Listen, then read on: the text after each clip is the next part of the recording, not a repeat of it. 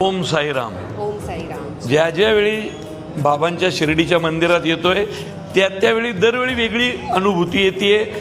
बाबांची अनुभूती असतेच आणि इथलं जे प्रशासन आहे साहेबांच्या देखरेखीखाली जे घडतंय म्हणजे मागच्या वेळी भारावून गेलतो, यावेळी पुन्हा सगळं पाहून जास्त भारावून गेलो.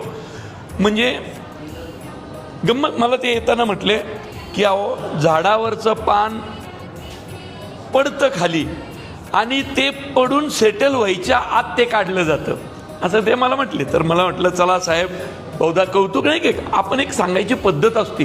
आणि नेमकं आम्ही चालत येताना समोर सेम त्या झाडाचं पान पडलं आणि माणूस तयार होता झाडू घेऊन. बरं हे समोर घडले डोळ्याच्या आणि त्यांनी लगेच ते काढलं. मी साहेबांकडे पाहिलं. साहेब म्हटले घ्या. तात्पर्य काय की परदेशात आम्ही जातो त्यावेळी आम्ही बोलायचो अरे काय हे US मधलं मंदिर, काय हे कॅनडातलं मंदिर.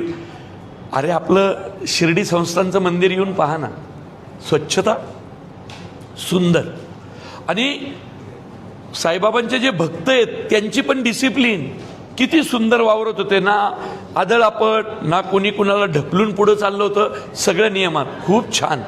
त्यामुळं साहेब आम्ही तुमचे आभार मानतो की तुम्ही आणि हे जे तुमचे असंख्य कर्मचारी आहेत आपल्या या प्रत्येक कर्मचाऱ्याच्या रूपात आम्हाला बाबा दिसतात. एवढं सांगतो तुम्हाला.